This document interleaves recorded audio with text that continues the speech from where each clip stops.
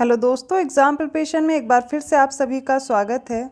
UPPSC RO topic wise previous year question series में आज हम लोग ज्योग्राफी के क्वेश्चन सॉल्व करेंगे। इससे पहले ज्योग्राफी के कुछ क्वेश्चन मैं ऑलरेडी सॉल्व करवा चुकी हूँ, वो आप लोग अगर नहीं देखा है आपने तो वो ज़रूर देख लीजिए। इसके साथ साथ मैंने history, polity, UP GK, environment, इन सभी के क्वेश्चन भी सॉल्व कराए हैं और साइंस की जो सीरीज़ है वो आपको बाइलिंगुअल मिल जाएगी। तो चलिए स्टार्ट करते हैं। आज का पहला प्रश्न है, निम्नलिखित में से कौन सी नदी है जो भ्रंश घाटी में होकर प्रवाहित होती है? ऑप्शन ए है कृष्णा, ऑप्शन बी है गोदावरी, सी है तापी और डी है कावेरी। तो देखिए, भारत में जो प्रायद्वीपीय नदियां हैं वो दो प्रकार की होती हैं। मैंने शॉर्ट्स में भी कंप्लीट कराया हुआ है, आप लोग वहां पर देख सकते हैं। देखिए, इधर है अरब सागर और यहाँ पर है बे ऑफ बंगाल, बंगाल की खाड़ी। ठीक है, तो जो भी नदियाँ इधर प्रवाहित होती हैं बे ऑफ बंगाल में, इन्हें पूर्ववर्ती नदियाँ कहते हैं, पूर्वी की तरफ बहती हैं। और जो इधर अरब सागर में अपना जल गिराती हैं इन्हें बोलते हैं पश्चिमी तरफ, पश्चिमी प्रवाहित होने वाली, माफ़ कीजिएगा, पश्चिम की तरफ प्रवाहित होने वाली नदियाँ। ठीक है, तो ये अरब सागर में अपना जल गिराती हैं। अब इसमें देखिए, जो इम्पॉर्टेंट नदियाँ हैं उसमें आपको दो याद रखना, एक तो नर्मदा और दूसरी है तापी। ये दोनों क्या है, भ्रंश घाटी में बहती हैं, भ्रंश घाटी या रिफ्ट वैली जिसको बोलते हैं। ठीक है, तो ऊपर कौन सा है, ऊपर है विंध्य रेंज, फिर है सतपुड़ा रेंज। अब इनके बीच में कौन सी प्रवाहित होती है, नर्मदा नदी। ठीक है, अब इसके नीचे बढ़ेंगे तो ये हो गई तापी नदी। ऐसे आपको याद रखना, ऑप्शन सी करेक्ट हो जाएगा। चलिए अब आगे देखते हैं अगला प्रश्न। मेघालय का पठार। अब देखिए, कृष्णा, गोदावरी, कावेरी, इन सभी नदियों का जो ओरिजिन पॉइंट है और इनकी जो सहायक नदियाँ मैंने शॉर्ट्स में कंप्लीट कराया है, आप लोगों ने नहीं देखा तो उसको ज़रूर देखिए और आप लोग कमेंट करके बताइए कृष्णा, गोदावरी और कावेरी का उद्गम स्थल क्या है। नेक्स्ट क्वेश्चन है, मेघालय का जो पठार है वह किसका भाग है? ए है हिमालय श्रेणी का, बी है प्रायद्वीपीय खंड का, सी है पूर्वी घाट पर्वतों का और डी है सतपुड़ा श्रेणी का। तो याद रखिए, देखिए जो मेघालय पठार है ये प्रायद्वीपीय खंड का ही विस्तारित रूप है। ठीक है, ये मालदा गैप के द्वारा बीच में क्या हुआ है, ब्रेक हुआ है। उसके अलावा अगर आपको याद रखना है तो प्रायद्वीपीय जो खंड है उसी का भाग है मेघालय का पठार। ठीक है, दो से सुमेलित करना है, एक तरफ स्थल दिए गए हैं, दूसरी तरफ नदियों के संगम दिए गए हैं। अब ये जो स्थल हैं इन्हें प्रयाग के नाम से जानते हैं, पंच प्रयाग हैं। नदियों का संगम दे दिया गया है और उनके साथ प्रयाग दिए गए हैं। तो सबसे पहले रुद्रप्रयाग, नंदप्रयाग, कर्णप्रयाग और देवप्रयाग दिया गया है। नदियों के संगम में याद रखिए भागीरथी और अलकनंदा है पहले, फिर अलकनंदा से जब मंदाकिनी मिलती है तो उस स्थल को पूछा गया है। अलकनंदा पिंडार और विष्णु गंगा से मंदाकिनी। तो ये आपसे प्रश्न पूछे गए हैं और इनको बताना है। आप जो ये वाला ऑप्शन है इसको करेक्ट कर लीजिए, यहाँ पे अलकनंदा और नंदाकिनी कर लीजिए, फिर मैच करते हैं। ठीक है, तो सबसे पहले देखते हैं रुद्रप्रयाग। तो रुद्रप्रयाग में याद करिए आप लोग, जो मंदाकिनी है वो अलकनंदा से मिल जाती है, तो अलकनंदा से मंदाकिनी जहाँ पर मिलेगी वो है रुद्रप्रयाग। देवप्रयाग सभी को याद होगा, भागीरथी अलकनंदा से मिलती है, तो डी का 1 हो गया, ए का 2 हो गया। अब नंदप्रयाग की बात करते हैं, तो नंदप्रयाग में आपको याद रखना है ये जो अगला ऑप्शन है नंदाकिनी मिलेगी, 4 ऑप्शन। ठीक है, अब कर्णप्रयाग बचा, तो अलकनंदा से जहाँ पर पिंडार नदी मिलती है उसको बोलते हैं कर्णप्रयाग। पंचप्रयाग में फिर से आपको अगर याद करा दूँ पूरे तो याद करिए, सबसे पहले देखिए जो धौली गंगा है वो अलकनंदा से आकर के मिलती है, इसको बोलते हैं विष्णु प्रयाग, जो कि इसमें नहीं दिया गया था। फिर अलकनंदा आगे बढ़ती है अलकनंदा नाम से और यहाँ पे मिलती है आकर के इसे नंदाकिनी नंदप्रयाग में। ठीक है, अब ये जो नंदप्रयाग से आगे बढ़ेगी अलकनंदा, इससे आकर के पिंडार नदी मिलेगी और पिंडार से मिलेगी कहाँ पर, कर्णप्रयाग में। फिर है रुद्रप्रयाग, रुद्रप्रयाग में मंदाकिनी मिलेगी अलकनंदा से और देवप्रयाग में भागीरथी मिलेगी अलकनंदा से और आगे इसी को गंगा नाम से जानते हैं। ऑप्शन बी करेक्ट होगा। ठीक है, 183 का ऑप्शन बी करेक्ट है। चलिए अब देखते हैं नेक्स्ट क्वेश्चन है, गंगा नदी उदाहरण है। ऑप्शन ए के अनुसार पूर्ववर्ती अपवाह का, ऑप्शन बी है अनुवर्ती अपवाह का, ऑप्शन सी है अक्रमवर्ती अपवाह का या फिर डी है परवर्ती अपवाह का। देखिए, गंगा नदी है पूर्ववर्ती अपवाह का उदाहरण, अर्थात जब हिमालय का निर्माण नहीं हुआ था उससे पहले भी ये नदी प्रवाहित होती थी। तो हिमालय से पहले जो नदियाँ उपस्थित हैं उन्हें क्या बोलते हैं, पूर्ववर्ती अपवाह का। अब इसमें अनुवर्ती, अक्रमवर्ती और परवर्ती भी दिया गया। इन सभी का अर्थ समझिए। देखिए पूर्ववर्ती में क्या होता है, ये जैसे पर्वत का निर्माण हुआ उससे पहले भी उपस्थित थी, उसके बाद क्या करती, पर्वत को काट कर उसी स्थान पर बह रही होती, ये हो गई पूर्ववर्ती, अपने स्थान पर बहती हैं। अनुवर्ती का अर्थ है वे नदियाँ जो पर्वत के निर्माण से पहले उस स्थान पर बह रही थीं, लेकिन जब पर्वत का निर्माण हो गया तो अपना मार्ग बदल ली और दूसरे मार्ग से प्रवाहित होने लगीं।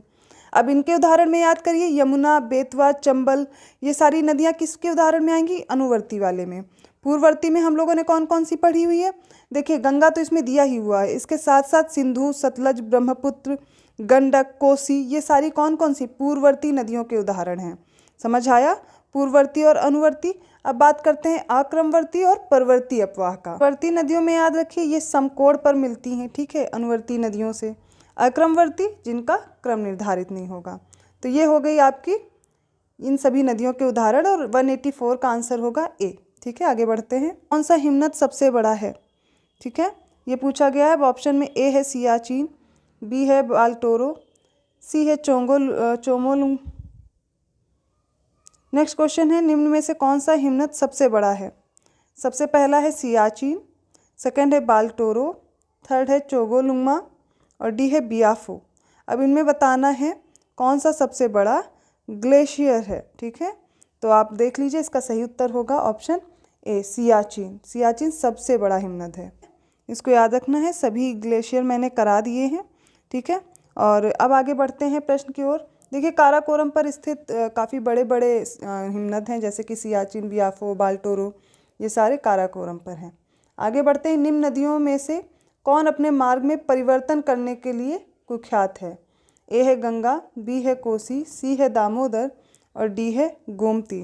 तो देखिए अपने मार्ग को परिवर्तित करने के लिए फेमस है कोसी नदी, ठीक है। इसे बिहार का शोक भी बोला जाता है, इसीलिए कभी भी अपना रास्ता जो है परिवर्तित कर लेती है तो इसका नाम है, आप देखेंगे, बिहार का शोक। और ये अपने मार्ग को परिवर्तन करने के लिए बहुत ही ज़्यादा फेमस, ऑप्शन बी करेक्ट होगा। नेक्स्ट क्वेश्चन है, लेह अवस्थित है झेलम नदी के दाएं तट पर, झेलम नदी के बाएं तट पर, सिंधु नदी के दाएं तट पर या सिंधु नदी के बाएं तट पर। तो देखिए जो लेह है ये सिंधु नदी के दाएं तट पर स्थित है, ठीक है। लेह अवस्थित है सिंधु नदी के दाएं तट पर, ऑप्शन सी करेक्ट होगा। नेक्स्ट क्वेश्चन है, निम्न में से कौन सा काजू उत्पादक राज्य है। ए है गोवा, बी है महाराष्ट्र, सी है केरल, डी है कर्नाटक। तो काजू में याद रखिए महाराष्ट्र प्रथम नंबर पर है उत्पादन में, बी महाराष्ट्र ऑप्शन करेक्ट होगा। भारत में अधिकांश प्राकृतिक गैस का उत्पादन किया जाता है। आंध्र प्रदेश तट से, बी है गुजरात तट से, सी है बॉम्बे हाई से, डी है तमिलनाडु से। तो भारत में सबसे ज़्यादा प्राकृतिक गैस का उत्पादन बॉम्बे हाई से किया जाता है, ऑप्शन सी करेक्ट होगा। नेक्स्ट क्वेश्चन है, पेट्रोल रसायन के उत्पादन का सबसे बड़ा केंद्र कहाँ पर स्थित है। ए है जामनगर में, बी अंकलेश्वर में, सी नूनमाटी, डी है ट्रॉम्बे। तो याद रखिए जामनगर गुजरात में पेट्रोल रसायन के उत्पादन का सबसे बड़ा केंद्र है। उत्पादित विद्युत में परमाणु शक्ति का भाग कितना है। ए है 2%, बी है 3%, सी है 4% या फिर डी है 5%। तो याद रखिए इसका सही उत्तर होगा 3%। अगला प्रश्न है, भारत के निम्न लौह एवं इस्पात उत्पादक केंद्रों में कौन कोयला क्षेत्रों से काफ़ी दूर है। ए है बोकारो, बी है दुर्गापुर, सी है कुल्टी आसनसोल और डी है भद्रावती। ऑप्शन डी माफ़ कीजिएगा, भद्रावती। नेक्स्ट क्वेश्चन है, निम्न में से कौन सा युग्म सही सुमेलित नहीं है। एक तरफ बांध दिए गए हैं, दूसरी तरफ उनसे संबंधित नदी दी गई है और बताना है किस पे है। तो सबसे पहले देखिए सरदार सरोवर बांध दिया गया है नर्मदा नदी पर, ठीक है। फिर है तिलैया बांध कोनार नदी पर दिया गया है। फिर है इसके बाद गांधी सागर बांध और ये दिया गया है चंबल नदी पर। और जो नागार्जुन सागर बांध है कृष्णा नदी पर दिया गया है। यहाँ पर देखिए एक सुमेलित नहीं है जो कि तिलैया बांध है, गलत दिया गया, यही उत्तर सही होगा। तिलैया बांध बना है बराकर नदी पर। किस पर है, बराकर नदी। ये किसकी है सहायक नदी, ये दामोदर की है, ठीक है। तो याद रहेगा तिलैया बांध गलत दिया गया, कोनार नदी पर, ऑप्शन बी करेक्ट होगा। है भारत में लिग्नाइट कोयले का सबसे अधिक जमाव कहाँ पाया जाता है। ऑप्शन ए है झारखंड में, ऑप्शन बी है उड़ीसा, सी है जम्मू और कश्मीर में, डी है तमिलनाडु में। तो भारत में जो लिग्नाइट कोयला है इसका जमाव सबसे ज़्यादा तमिलनाडु में। भारत में लिग्नाइट कोयले का सर्वाधिक जमाव कहाँ है, तमिलनाडु में। अगला प्रश्न है, भारत में प्रथम जल विद्युत संयंत्र की स्थापना की गई थी? ए है दार्जिलिंग में, बी है शिव समुद्रम में, सी है मोहरा में, डी है खोपोली में। तो भारत का जो पहला जल विद्युत शक्तिगृह है या संयंत्र है, ये दार्जिलिंग पश्चिम बंगाल में स्थापित किया गया था 1897। कब है?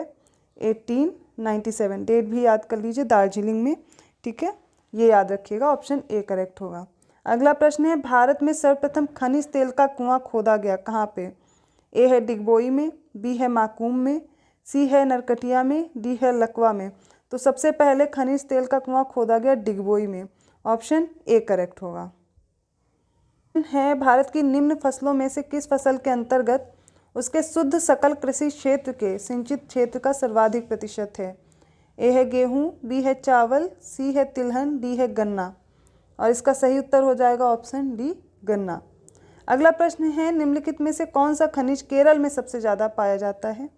ए है टिन, बी है मैंगनीज, सी है अभ्रक, डी है मोनाजाइट। तो मोनाजाइट सबसे ज़्यादा केरल में पाया जाता है, ऑप्शन डी करेक्ट है, राइट। अगला प्रश्न है, वर्तमान मुंबई बंदरगाह के दबाव को कम करने के लिए कौन से पत्तन का निर्माण किया गया? ठीक है, तो एन्नौर है, हल्दिया है, पारादीप है या फिर नावा शेवा है। तो इसके बारे में मैं आपको जानकारी दे दूं कि भारत में वर्तमान समय में जो मुख्य बंदरगाह हैं, प्रमुख बड़े बंदरगाह हैं, वो 13 हैं संख्या में। अब ये जो मुंबई बंदरगाह है, इस पे दबाव बहुत ज़्यादा है, तो इसको कम करने के लिए बनाया गया नावा शेवा। ठीक है, इसको जवाहरलाल नेहरू पोर्ट के नाम से जाना जाता है। तो JL नेहरू देखिए यहाँ पे लिखा हुआ है, इस नाम से भी जानते हैं, तो ऑप्शन डी होगा। अब देखिए एक बात और मैं आप लोगों को समझा दूँ, ये है प्रायद्वीपीय भारत। तो कुछ पोर्ट्स इधर स्थित होंगे इस क्षेत्र पर और कुछ इस क्षेत्र पे पूर्व में। तो जितने भी पूर्वी क्षेत्र में हैं, ये सारे के सारे क्या हैं? ये आर्टिफिशियल हैं, कृत्रिम रूप में बनाए गए बंदरगाह हैं।